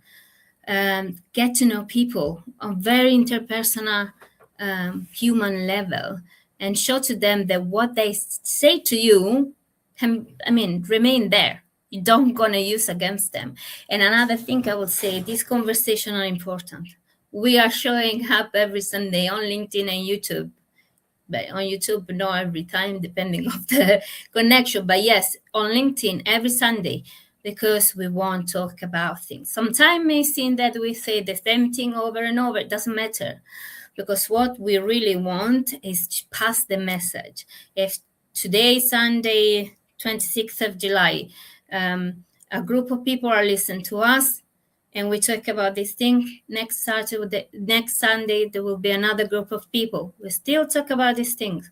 We have one topic every Sunday, but obviously our topic is why nurses stay silent, why nurses are silenced and or kept quiet, and how to really fight this hierarchy betrayal. So talk about it.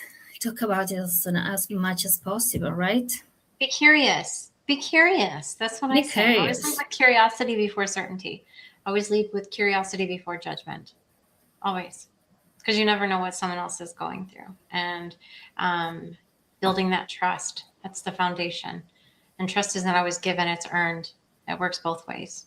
It works both ways. So, because Audrey sorry, yes, I will just say this quickly. People know you by your role. They don't know you. They just see a role in front of them, and they will treat you and behave with you because of the role, not because of you.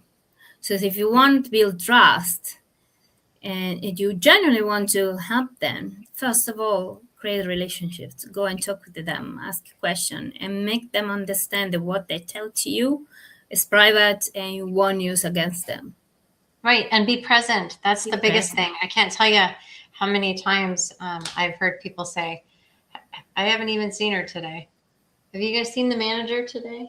No. She never comes out of her office. If you're that person, change your game. Please come out on the floor. Make yourself known. Jump in. If your unit's drowning, put some scrubs on. Join in. Extra hand is better than no hands at all. Exactly. So you can do something. You may not be able to start an AV. You might not be able to take a patient load, but you can help. You can do something. So always get to know your people. Always meet your people. I always say that as well, Dina. The first 100 days, first 90 days. You know, it will. Yeah, absolutely. Days. Yeah. First 90 days. Walk around. Introduce yourself. Get to know everybody.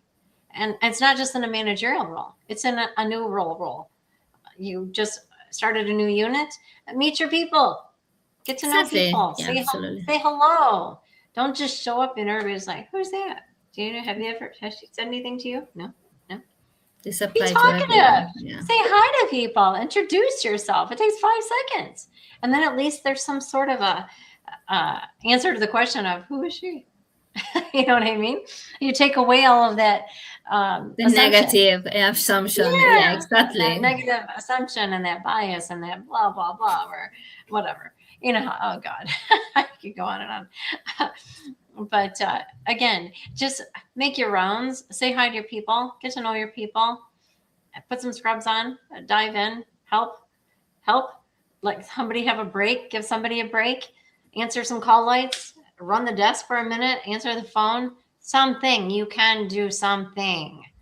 Anyway, I could go on forever about that. Anyway, so Glenda also said, or Audrey also says, Glenda, pain, I see compassion fatigue and loss of enjoyment during your time off as many signs.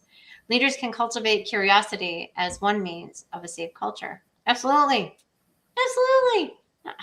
Now, I don't want to, we don't do very often, right? So you have a book. Let me actually show up the banner. I just gave away my last copy, so I don't have that in front of me to show people's, but it's in the comments. It's in the comment. The Healthcare Mafia. Yeah. This is the Healthcare Mafia, Nurses Testament. And I named it because being in healthcare is like being in the mafia. Once you're in, you never get out. So Yeah. that's, and Ashley Scott and I wrote that book together. It's actually our second book together because we did the pinning first. The pinning was our first book together. Oh yeah. So I That's did all of the I don't images, have that one. and she, yep, and she did the poem. So if you don't know Ashley Scott yet, you should. She is the poetry disruptor, and she's just amazing. And she has music, and she has an app, and she has a poetry app, and she has a website. And her and I met here, Dina, just like you and I did. Yeah. And we had built such a friendship and a same kind of alignment, both her and I both being LPNs and going through a health crisis, and her with epilepsy and seizures, me with COVID and long COVID. We found each other. So I will say that this platform has given me the capability to meet so many amazing people and make a lot of really, really good connections. And I always feel that I hope to leave people better than I found them. That's what I hope. So go on about your book, darling. Tell us about your book. I'm sorry. Yes, I want to show this one because yes, I wrote this for international educated nurses, but nursing is becoming more and more multicultural, and we find ourselves talk about culture more and more. So I recommend to read this book, especially if you're a leader or manager, because you can understand so many things from it, and your work could be easy. So yes, advertise my book now today. We never do. We should do often. I know we don't do it enough. We don't. We We don't don't. We really. don't brag about ourselves enough. Or I don't want to Yeah, say brag. exactly. We don't talk about ourselves enough. We just talk about why we're here. So Joseph also says, Glenda Payne, I heard these at the beginning of the podcast. Recursive thoughts like I'm fine, regardless. Pat answers that mask the desire to ask for help. Yeah, exactly. Yeah. Right, right. He also says, Audrey, yes. As we verbalized earlier in this podcast, every week the internal pep talk becomes just one more day. Yeah. Yep, just one more day. I can get through anything. I can get through 12 more hours. It's only 12 hours. And then we think, oh God, yes, I'm thank God I'm off tomorrow. We put that through our head. Flavia also says, sorry guys, I have to go. Amazing conversations today. Inspiring and motivating as usual. I love this podcast. Oh girl, we love you too. Thank you for dedicating all your time and efforts to build this thoughtful conversation. See you soon. Bye, darling. Oh, I love her. I love her so much. I just actually wrote a post about you and her. Yeah, that's true. It was amazing. I did. Joseph also says, also Dina gave a brilliant practice of asking a simple and sincere, powerful question. Ask everyone on your team, how are you? We talked about that a lot, right? Yeah, we always say Check-ins. that. Do daily check-ins. Yeah. How are you checking in today? How are you coming in today? And honestly, we didn't do that today, Dina. I didn't say, girl, how are you coming in today? Before, because we'd always talk before, but we had technical issues, so we didn't think about that today. We didn't have a time to check in today. We always do. We have just, how are you? Yeah, fine. Let's get to it. I know. Yeah. It's like, oh my God, let me shut my computer down. Let me restart it. Oh my God, I lost the internet. It was a nightmare. It's so But no, important. so if I had to ask you right now, how are you coming in today? I'm okay. My knee is actually flaring up. But I think this was the very good conversation that we have to have. Because this is not about me and you. This is about all nurses, especially now the health workforce globally stretched out so much. And we are human too. And I love I don't know if people watch the pit, but I loved actually the pit because it's kind of well presented, kind of realistic. They show this pit. reality. You're talking about the pit. The pit, You're talking about the pit. Okay, the pit on HBO. Okay. Pit, yeah. But I mean, because people don't realize, people don't realize how we are suffering. Despite this, we keep showing up.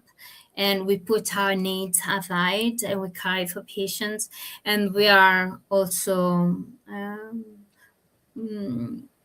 we have bullying, but also violence and abuse, etc. So this is one of the phase of the hierarchy betrayal, right? We talk about the same problem over and over again, which is the hierarchy betrayal, that as nurses we have been applauded as hero, but we actually been betrayed by the system, by the leadership, by patient, by society. And so we talk about the same Don't topic forget over each and over other again. Yeah, and and each each other, other. exactly. And today, yeah. So we really wanted to talk about this, and we thanks all of you show up. And I don't know what you Yeah. want to say. So How are you today? What do you think uh, after also we talk about so much? okay, well, so I checked in today, probably about an eight and a half today, I think, because I actually got some sleep last night. So I felt way better today than I have the last couple days, um, Good. and that was a good start. And then, excuse me, and then technical issues, and I was like, oh shit, God, really? But thank God the weather changed, and I got my internet back. Thank you, Jesus. Amen. And can I get amen? Amen. Amen. I was whispering because yeah. I was like, oh my God. I'm like, oh, there she goes. Nope, spinning, spinning. And then you get that thing that no internet. You have no internet. I'm like, oh my, not today, not today. But I did want to say that the pit with Noah Wiley and the amazing actors that are in actresses that are in that show, it is a true depiction of the daily struggle. And I love, and Darlene, we were talking about this first thing in the show, the mental health. It is a true depiction of the mental health and the struggles that we have as healthcare professionals, nurses, doctors, therapists, everyone on the team, from the boiler room to the C-suite. It's a building full of all of that, and mental health is huge. So I do like that they focus a lot on that. They don't tiptoe around it. They don't sugarcoat it. Yeah. They do have a really good way of showing that reality. And I know when I was it wasn't out when I first got sick with COVID and wasn't working. But I'll tell you what, I am so grateful for shows like ER and The Resident and Grey's Anatomy, because I know this sounds stupid, but it was a way that I could keep up on my skills. It was a way that I felt present still, because they would be talking about something, I'd be like, I knew it. You know what I mean? I was almost testing myself to see what I remembered. You know what I mean? Because after brain surgery, you don't know, and it was a struggle to come back from that. But I do really appreciate those kinds of shows because of the reality that they share. And again, for patients who have no clue Yeah, what we go exactly. through on a daily basis, for them to kind of get a bird's eye view of what the trauma is, what it feels to be betrayed by a system that's supposed to care for people and supposed to keep people healthy. So yeah, I'm glad you brought that up, because that kind of took me back to that's kind of how I kind of crawled my way back. And I was trying to stay present in the profession when I couldn't be physically. So Because you paused for 2 years roughly, right? You couldn't move for yeah, two so years. well, actually more than that. Wow, actually Mm. more than that. Well, so I got sick in 2020. I had brain surgery in on January 6th of 2021, the day the Capitol got taken over. I was having brain surgery. Oh God. Good thing I missed that, I guess. Uh, and it was COVID. So I couldn't have any visitors. I had no support there. I woke up to complete strangers. I woke up not knowing if I was still myself. And then going back to work, I started back to work. I moved, divorce, and then moved to Florida in August of 2021. And because of the mandated COVID vaccine, um, my body did not like it at all. It just put me in a whole tailspin.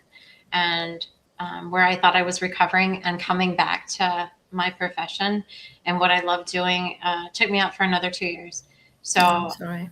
I didn't go back to work for the first time till, I want to say, March of 2024 physically. I had been doing consulting and OB education in the background, which I could do from home. And I've been in OB for, God, ever. So Lifetime. my lifetime. Yeah. So I do appreciate the shows that do come out and do show the reality of this profession, because it is a beautiful profession, but it's also a very brutal. Rosa, A I was about to say exactly. Yeah, it's a very brutal profession. And if you love a nurse, if you know a nurse, give them grace. Give them a hug today. I would say, I'm going to give somebody a hug. I just give you a hug. Because I think we all just need that moment of grace, and that moment of, I see you, but it's not just I see you. Do you make them feel witnessed? Do you really see them? That's where we always come to. Are you okay? Or I'm here. I'm listening. Let's talk. Or I am here. If you need to talk, I'm here. We stress that all the time. Every time we have this show, if there's somebody that has something that they want to talk about, they didn't want to join the conversation, they didn't want to be seen publicly in the comments, please know that Dina and I, our contact information is available on both of our profiles, and we both are on Facebook and Instagram. Da da da da. So there's a will, there's a way. You will find us. And when LinkedIn banned me for 3 days, I had people sending out smoke signals and sending out carrier pigeons and sending out notes to try and find me. So there is always a way to find one of us if there's something that you want to talk about. And again, Dina and I always say, if I don't know something, I'm not going to pretend that I do. Yes, And if you come to me with a question or some sort of a problem that it's not in my wheelhouse or it's not in my lane, and I know somebody is that can help you, I will send you their way. I will reach out to that person and say, hey, so-and-so reached out and it's really, I really can't help them. Would you be willing to? And I know so many nurse coaches on here that have left the bedside or doing the bedside part-time and doing their businesses, coaching and helping others. And there's always somebody, you guys. That's what this platform is for. There's always somebody that knows somebody that knows somebody that can be a support or be a tool for someone to help them navigate, which and so many times changes the trajectory of someone's life. It really does. It really does. And that's the beauty of this platform, is that it opens the door for so many people, because there's so many. Dude, I wouldn't have freaking known you a year ago. Maybe 1 year ago, probably, yes. Yeah, more than a year. I wouldn't have known you. A little bit more than 1 year, yeah. Yeah, well, you're in the UK. And had our paths not crossed here, I would have never known you, and we wouldn't be where we are today. And I wouldn't have met so many of the other amazing people that I have. So I do really, really appreciate that about this platform, even though it likes to cut me off because I talk too much. But, it's okay. It's okay. But I'm sorry, I kind of got off on a tangent. But I value these conversations so much, and I love every Sunday morning with you. And so next Sunday is it next Sunday? Next Sunday, yes. Okay, so next Sunday I'll be recording with you from the beach, and then Wow. I have a friend coming in, and we're getting a hotel room, so we're going to be doing the podcast from there, just to be by the water. If someone's going to come and stay, I want them to be able to experience it. So it's just a Sunday, but and then the following week I'll be in Michigan. So my son's getting married, so I'm going home for my son's wedding. Yeah, I know. I still haven't got a mother of the groom's dress yet. I don't even know what to wear. Oh my God. And then he's asked me to get to find the mother-son dance song. I'm like, oh Lord, I don't know. God, pressure. I don't know. All this pressure. I don't know if I can handle it.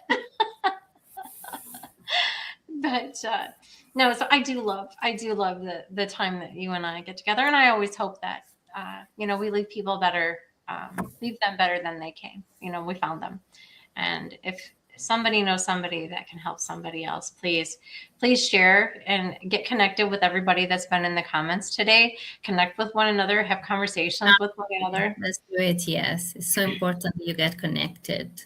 Yeah, that's how we meet one another. But all in all, I think the show is a really good conversation today. I really enjoyed it. I don't think it's one that will be ending anytime soon. I Yeah, think with it's fading out to finish the live. It's more than 2 hours already. yeah.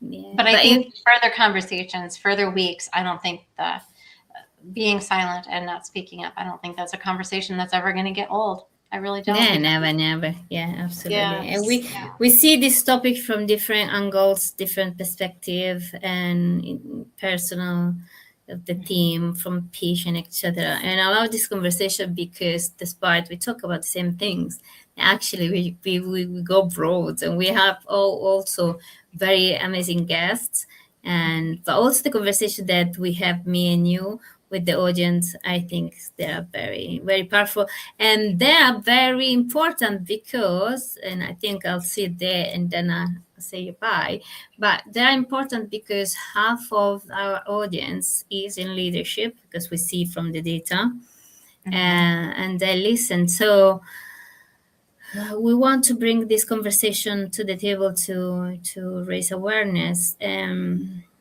Yes, because leaders have to understand. So we are on their side too, because we understand that leaders are pressure as well.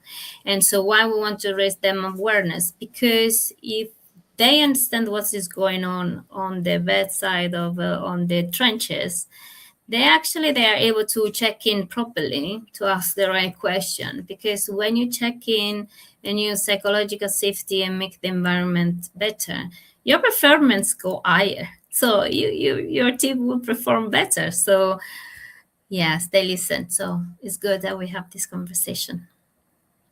Right, and that's like we've talked over and over again. Get on the ground, go meet your people, go walk around. It just takes 5 minutes, 5 minutes of your time to walk around and say hi to people. Let people know that they have some sort of support.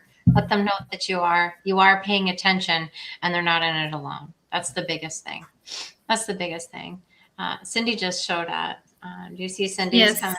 So Cindy, hi Cindy, doing? Are in here. My son is getting married next July. I can't wait to pick out my Congratulations. dress as soon as the mother of the bride picks her color.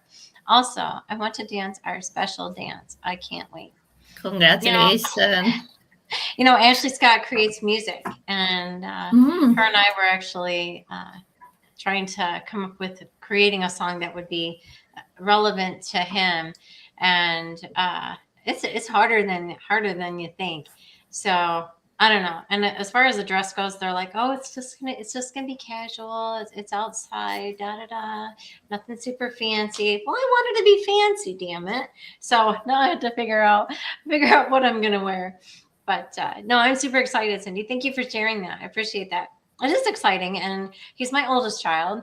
They've been together 10 years. They just bought their first house together, and they had the housewarming a couple weeks ago, actually on July 4th weekend. Of course, I couldn't go because I'm here, but and they're all in Michigan, in case y'all didn't know that. I'm in Florida. But super excited about it. It's about time. He put a rock on it, so now it's Well time to done, well time to done. marry her. So she's a great girl. So I'm excited for him. I'm happy for him. Yeah. Oh, sorry. Oh, you're welcome, Okay. babe. Thank you, thank you. You're welcome. What? I've got the sun just show up in those in England. So Oh, okay. No I'm worries. like a vampire. No, I'm not used to it. I can't see anything. Yeah, Anyway, it's peeking in it, and it, out. So it's, yeah. it's time to go, I believe. Okay, Just want Phil to, says one yeah, more. just Okay. last comment. So Phil says, Western medicine in general is reactionary to a problem. Should we maybe not consider how to be proactive and try to prevent this issue early in the education process? Is there a curriculum currently in education? If not, should we start? Yes, we never had anything explained in this.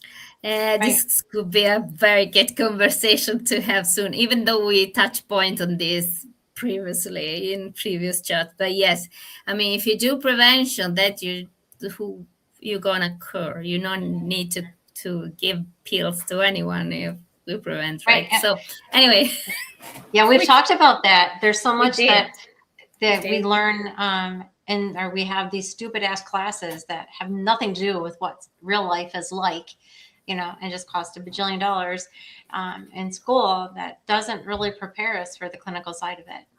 It's not preparing us for the mental health side of it. It's for that of the patient, but it's not for that of the person, the clinician.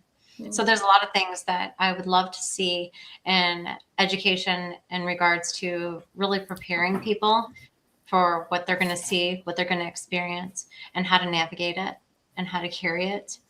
And that there's always resources for carrying a lot of it. It has to be felt as an invitation and not shame. So many people are afraid to raise their hand. Yeah. They're so afraid that it's shameful to ask for help. It's not. But I think this is really an entire topic for another conversation, because this is a big one. This is a big one. But thank you, Phil, for raise the thing. We are touch points actually previously, but we never done an entire episode. I think we should do. I think we should. I think it's a really good idea. It's a really good idea, and hopefully they're not shut down us, because I know, right? Hopefully they don't shut us up. Don't make me write another courtroom journey, because I will. I just wrote one the other day. If you guys did not see it, you have to go look at my post from the other day when the People versus Kimberly Maurer. I just went hell bent for election on talking about the trial. So it was funny. Anyway, I think it's a really good conversation. And there's so many educators that are watching, that follow us, that we're connected to. I would love to have a conversation based on that, and ideas. That's another thing, ideas that we can bring forth to what we should really see for the next generation to be learning. How can we prepare them? How can we really, truly prepare them? Not scare them. We want to make them aware, because awareness is everything. Because if you come into a situation, you have no idea what you're walking into. You've not even been, it's not even ever been a touch point. That's where the failure is. That's where people leave the profession. That's where, like, I can't do this. Fuck this. I'm out. People are like, I'm tapping out. I'm done. So yeah, if there's something out there that we can touch on, for sure, let's do that. For sure. Always love you. I love you too. So, guys, thank you very much for showing up with us today. We love this conversation. It was very interactive as usual, and we love you so much, guys. So, thank you for showing up. If you are watching recording already, please leave a comment anyway, because we reply maybe one comment at a time, otherwise we'll be banned again. But it's not just for me, because for me it's Sunday evening, right? So got my family to, but Kimberly has time during the morning, and because you're 5 hours ahead of me. Yeah, right? Exactly. But yes, we will reply through the week anyway. So as soon as we can. I won't do it all at once like I tried to do last week. I wanted people to know I was paying attention, that they mattered, and I valued their insight and their thoughts. I didn't want them to think I wasn't paying attention. So I'll just not do it all at once. Keep showing up. We'll show up again next Sunday with another interesting topic. And thank you for coming, guys. Please like, comment, share with others you think this conversation can benefit for. And thank you very much. Thank you. Love you guys. Happy Sunday. Go enjoy yourselves. Go do something fun. If you're here in Florida, you're here in the US, and it's only 1:10 p.m. Go do something fun. You have the whole day. Have some fun for me. I'm going to live vicariously through you. Bye. Bye, darling. Love you. Love you. Bye-bye.